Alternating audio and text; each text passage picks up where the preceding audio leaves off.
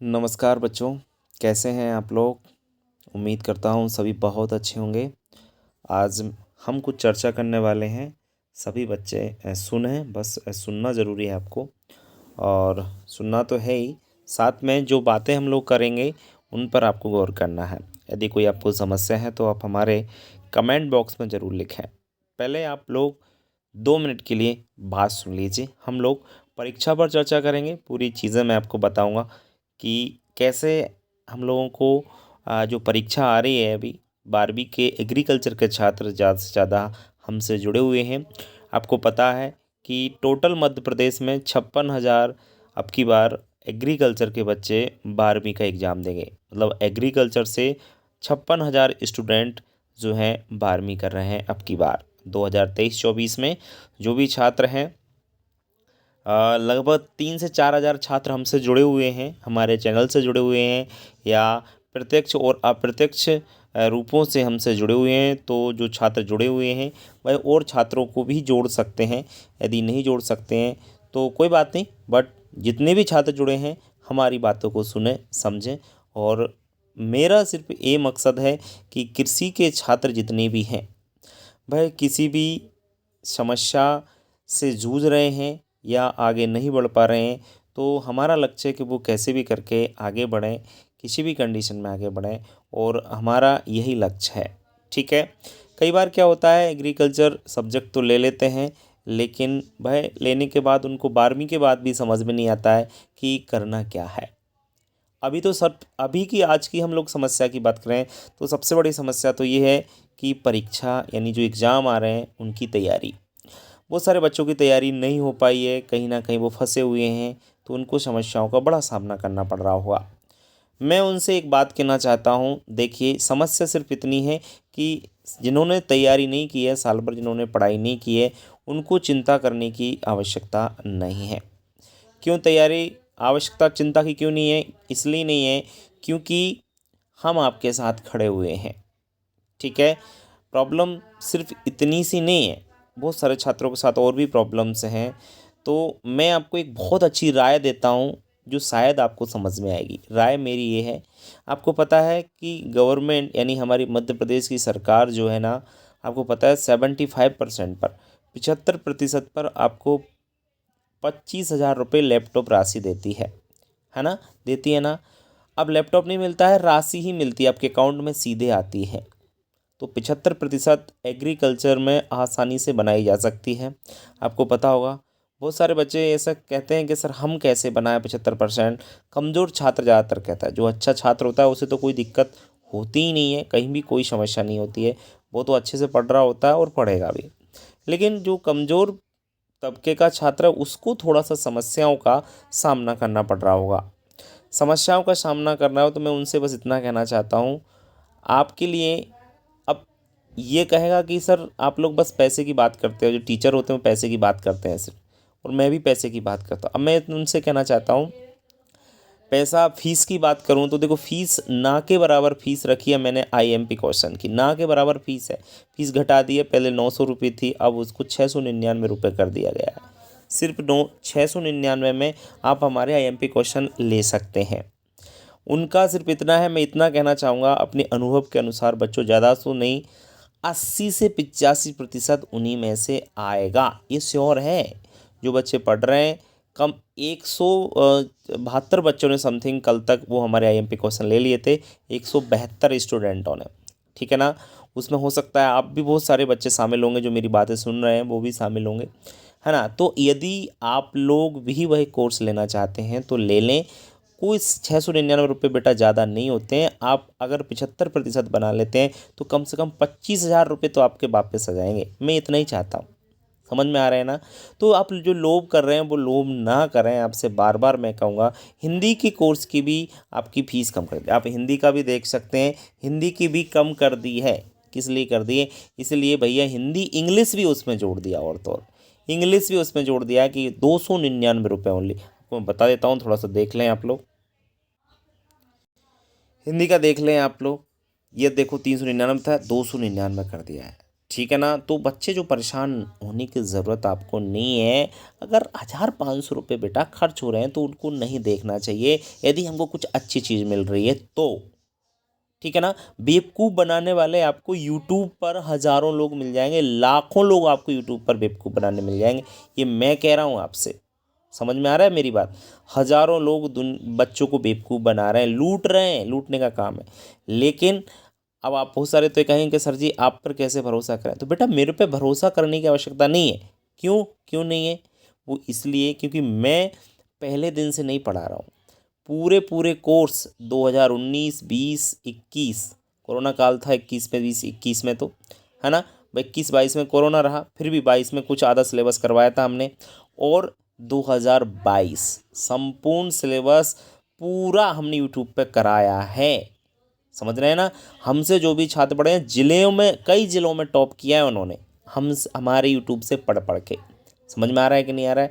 अब की बार हमने एप्लीकेशन बनवाया, जिसका थोड़ा सा हम लोग फीस रख रही है। फीस इसलिए रखी है हमने, उसका कारण सिर्फ ये है कि बच्चे को जब फ्री में मिलता है तो फ्री की वो वैल्यू नहीं करता है। बच्चा पढ़ता नहीं है, जब उसको पढ़ना होता तब पढ़ना, नहीं पढ़ना नहीं पढ़ना।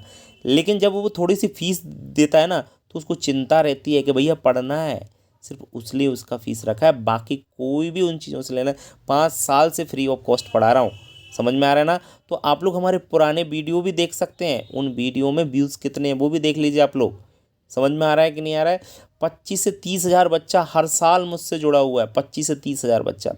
अब की बार कब बच्चा जुड़ा हुआ है? 3 से 4 हज़ार बच्चा ही मुझसे जुड़ा है। उसका कारण सिर्फ ये है कि अब की बार थोड़ा सा फीस मैंने रख दिया है। तो बच्चा क्या होता है कि ऑफलाइन में तो 5-5, 6-6 हज़ार, 10-10 हज़ार रुपये फीस चुकाने के लिए रेडी है। यहाँ पर उसको 1,500 की बात आती है तो वो नहीं देना चाहता है। उसकी ये थोड़ा सा उनको पता नहीं क्या है, बच्चे की समस्या रहती है। कहीं ना कहीं 1,500 में वो कतराता है। हो सकता है ऑनलाइन की वजह से कतराता हो सकता है वो क्या सोचता है मन में बच्चा, वो थोड़ा सा समझ से बाहर होता है। मैं आपको बता देना चाहता हूँ बच्चों कि आपको घबराने की कोई ज़रूरत नहीं है। जी जान से आपको मेहनत करनी है। अभी जो समय बचा हुआ है उसको आप लोग अच्छे से सदुपयोग करें। ठीक है ना। और मैं आपको एक बात और बता दूं, फाउंडेशन कोर्स हमारा जो है, फाउंडेशन कोर्स है, उसकी भी फ़ीस कम कर दी है। वो 2,000 रुपये का था, 1,999 उसकी फ़ीस रखी थी। उसकी फ़ीस भी हमने सिर्फ और सिर्फ 999 कर दी। फाउंडेशन कोर्स की भी फ़ीस घटा दी। अब बताइए क्या करें? समय कम बचा हुआ है, उस वजह से सिर्फ हम ये चाहते हैं। और जो बच्चा लगकर मेहनत करेगा ना, लगकर, लगकर मतलब समझते हो आप लोग, जो जी जान लगा देगा, तो फाउंडेशन कोर्स में इतना सब कुछ दे रखा है कि उसको यदि वो उसने पढ़ लिया, अगर ये 5, 7, 8 दिन जितने भी उसको मिल तो वो बता रहा हूँ मैं आपको 95% तक खींच सकता है। 90 से 95% आसानी से बोल सकता है। उनको 8-15 दिन में बस वो लग के पढ़ ले। लग के कितना पढ़ना पड़ेगा उसको? 7 से 8 घंटा पर डे पढ़ना पड़ेगा। बस इतना ज़रूर कहना चाहूँगा। जो 7 से 8 घंटा बच्चा पढ़ सकता है उसको फाउंडेशन कोर्स लेना चाहिए। और जो 75-80% बनाना चाहता है वो आपका आईएमपी क्वेश्चन भी काम चला सकता है। हिंदी इंग्लिश आईएमपी लेना चाहे तो वो भी वो लोग प्राप्त कर सकता है। वैसे मैं हिंदी इंग्लिश का टीचर नहीं हूँ, मैंने अपने जो साथी शिक्षक हैं हिंदी और इंग्लिश के, उनसे वो नोट्स रेडी करवाए हैं, मैंने नहीं किए हैं। समझ में आ रहा है कि नहीं आ रहा? सभी सब्जेक्ट का कोई मास्टर नहीं होता है। एग्रीकल्चर का मास्टर हूँ, वो मैंने तैयार किए हैं। लेकिन हिंदी इंग्लिश के जो नोट्स रेडी आपके हुए हैं वो एक हिंदी के ही टीचर ने किए हैं, ना कि मैंने। तो उस बात की टेंशन लेने की ज़रूरत आपको नहीं है। ठीक है। काफ़ी अच्छे क्वेश्चन है। जो लोग, जिन लोगों ने ले लिए हैं, मैं उनसे बार बार यही कहना चाहूँगा कि भैया आपने ले लिए तो आप पढ़ें, मेहनत करें। ऐसा नहीं होना चाहिए कि आपने ले लिए और रख के बैठ गए आप लोग। आपको ऐसा नहीं करना है, आपको बराबर मेहनत करनी है। समझ में आ रहा है ना? ठीक है। तो जिन बच्चों ने एप्लीकेशन डाउनलोड कर रखा है, समझ में आ रहा है ना, 747 बच्चों ने हमारा एप्लीकेशन डाउनलोड कर रखा है। तो 700 बच्चों से मैं कहना चाहता हूँ, 700 में से लगभग 200 बच्चों ने एप्लीकेशन से हमारा कोर्स परचेज किया है। ठीक है ना। तो जिन बच्चों ने नहीं किया है, 500 के समथिंग बच्चे जिन्होंने नहीं किया है, वो चाहें तो कर सकते हैं। और जो नए नए बच्चे हमसे रोज़ जुड़ रहे हैं, रोज़ 10-10, 15-15 बच्चे हमसे जुड़ रहे हैं, तो उनसे हम कहना चाहते हैं कि आप जितना लेट जुड़ रहे हैं तो अब आपको समय आपके पास कम है, तो आप जो है ना हमारे IMP क्वेश्चन पर फोकस कर सकते हैं। यदि आप लोग ज़्यादा मेहनत कर सकते हो तो फाउंडेशन कोर्स की फीस कम घटा दिए तो उसको ले सकते हैं, ठीक है। और दूसरी बात, मैं परीक्षा पे चर्चा की बात कर रहा हूँ तो कुछ चीज़ें आपको करनी है। जो कल हमारे देश के प्रधानमंत्री नरेंद्र मोदी जी ने जो बातें कही हैं उन बातों को भी मैं आपके साथ शेयर करना चाहता हूँ। चलिए उन बातों पर ही चर्चा कर लेते हैं, वो होगी परीक्षा पर चर्चा। तो देखिए आप लोग, परीक्षा पर चर्चा हम लोग कर लेते हैं। ये आपके प्रधानमंत्री जो हमारे देश के हैं उन्होंने ये बातें कही हैं, आप लोग उनको अच्छी प्रकार से समझें।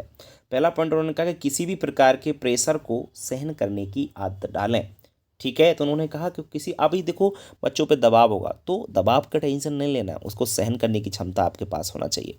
दूसरा उन्होंने कहा जीवन में कंपटीशन ना हो तो जीवन प्रेरणाहीन बन जाता है। जी हाँ बच्चों, प्रेरणाहीन हो जाता है जीवन। कंपटीशन बहुत ज़रूरी है, दूसरे बच्चों से कंपटीशन बहुत ज़रूरी होता है कि हमें आगे बढ़ने की प्रेरणा मिलती है उससे, ठीक है। और कंपटीशन नहीं होगा तो लाइफ बेकार। तीसरा कहा कि विकृत स्पर्धा का भाव परिवार में बो दिया जाता है, सबसे द्वेष भाव उत्पन्न होता है बीज आगे चलकर जहरीला वृक्ष बनता है। विकृत स्पर्धा, घर में ही कंपटीशन हो रहा है, जो बेकार की कंपटीशन होता है वो सब जोड़ दिया जाता है। द्वेष की भाव उत्पन्न हो जाते हैं, एक दूसरे से ईर्ष्या होने लगती है, जलन होती है, वो सब चीज़ें परिवार में हो जाती है, तो उनसे बचें आप लोग, ठीक है। चौथा कहा कि ज़्यादा अंक लाने वाला दोस्त प्रेरणा बन सकता है। जी हाँ, हम कई बार क्या होते हैं अपने दोस्तों से ही कंपटीशन करने लग जाते हैं, ठीक है। ईर्ष्या भाव मन में ना लाएं, ऐसा आपको नहीं करना है। माता पिता बच्चों को तुलनात्मक कोसते हैं, इससे बचना चाहिए। तो माता पिता को ऐसा नहीं कोसना चाहिए। अभी तो मेरी वीडियो सिर्फ बच्चे देख रहे हैं तो ये बच्चों के लिए पॉइंट नहीं है, माता पिता के लिए जनरली कुछ पॉइंट है। छठवां पॉइंट आप लोग देख सकते हैं कि माता पिता बच्चों को तुलनात्मक कोसते हैं, इससे बचना चाहिए। और माता पिता अपनी सफलता पर बच्चों को रिपोर्ट कार्ड, विजिटिंग कार्ड तरह उपयोग करते हैं, ये कहीं पे कहीं गलत होता है। दोस्त हमसे ज़्यादा तेजस्वी हों और उनसे सीखने का प्रयास हमको करना चाहिए। कई बार दोस्तों से भी हमको प्रॉब्लम, तो ये सब चीज़ों से बचना चाहिए। संगीत पूरे स्कूल को तनाव दूर किया जा सकता है। संगीत, अब ये सब चीज़ों का कहीं ना कहीं ये कुछ चीज़ें हमारे लिए अभी परीक्षा के समय तो मायने नहीं रखती हैं, पर हाँ कुछ चीज़ें जरूर हमारे लिए काम की, जैसे शिक्षक और विद्यार्थी का संबंध परीक्षा तक निरंतर बढ़ता रहे तो परीक्षा में तनाव की नौबत नहीं आती। तो अभी आपके टीचर से जितना संपर्क हो सकता है उतने संपर्क में आप बने रहें, ठीक है ना। संबंध बने रहें आपके टीचर से। अभी आपको बिगाड़ नहीं करना है, टीचर से कर लेते हैं बहुत सारे बच्चे, है ना, तो ऐसा नहीं करना है, ठीक है। छात्र को लगना चाहिए कि शिक्षक संबंध विषय से हटकर पारिवारिक भी है। जी हाँ, शिक्षक के भी गुण बताएं उन्होंने कि शिक्षक जो है बच्चों से पारिवारिक चीज़ों से उनसे जुड़ना चाहिए, परिवार की तरह उनसे रहना चाहिए, ऐसे बच्चे को लगना चाहिए। शिक्षक बच्चों के घर जाकर उनकी उपलब्धि बताए। शिक्षा अब जैसे अब हम ऑनलाइन वाले हैं तो हम तो घर जा नहीं सकते, पर जो ऑफलाइन में हमसे बच्चे पढ़ते हैं, अभी जो बच्चे मैं पढ़ा रहा हूँ उनके घर तक मेरे संबंध हैं और ये कहीं ना कहीं उनके लिए अच्छी होती है। उनके गुणों का विश्लेषण करें, आप में अच्छे गुण होना चाहिए। तो ऑनलाइन में ये सब चीज़ें शायद कम पॉसिबल हो पाती हैं, ऑफलाइन के लिए काफ़ी अच्छी चीज़ें। तो बहुत सारी बातें उन्होंने कही हैं जो मैं आपको बता रहा हूँ, और काम की चीज़ें भी ये हैं, ठीक है। चलिए, वीडियो लंबा भी होता जा रहा है, लेकिन मैं आप कहना चाहूँगा कि हमारे डिस्क्रिप्शन में आपकी लिंक दे रखी है ऐप की, वहाँ से ऐप डाउनलोड करके आप लोग ऑनलाइन हमारा जो कोर्स है, जो 3 कोर्स हमने लॉन्च किए, जो आपको बेहतर लगे ले लें। लेकिन आप लोग जो है ना, मैं इतना ही कहना चाहूँगा कि आप लोग अब जो है ना, समय नहीं बचा हुआ है मस्ती करने का, अब समय सिर्फ और सिर्फ पढ़ाई करने का समय बचा हुआ है। तो समय को जितना हो सके आप लोग उसका उपयोग कर लो और अच्छे से पढ़ लो। समझ में आ रहा है मेरी बात? उम्मीद करता हूँ बातें मेरी समझ में आ रही होंगी और आप लोग अब पढ़ाई पर लग जाएंगे। जी जान से लग जाइए, कोई कमी आपकी पढ़ाई में नहीं रहना चाहिए, ठीक है ना। दबाव तो किसी प्रकार का लेना ही नहीं है, टेंशन तो लेना ही नहीं है, बिल्कुल आपको एकदम फ्रेश माइंड से परीक्षा देनी है। 6-7 दिन का समय आपके पास है। सबसे पहला एग्ज़ाम हिंदी का होगा, फिर 1 दिन के बाद इंग्लिश का है, और 3 दिन के बाद फिर हमारी एनिमल हस्बेंड्री का है। इसके बाद 21 तारीख को आपका नेक्स्ट है, और फिर लास्ट में 2 तारीख को एग्ज़ाम है। तो समय काफ़ी है आपके पास, अभी एग्ज़ाम अच्छे से आप दे सकते हो, ठीक है। तो ठीक है बच्चों, कोई और समस्या हो तो आप लोग कमेंट बॉक्स में लिखकर ज़रूर बता दीजिएगा, ठीक है। मिलते हैं नेक्स्ट वीडियो में, तब तक के लिए नमस्कार।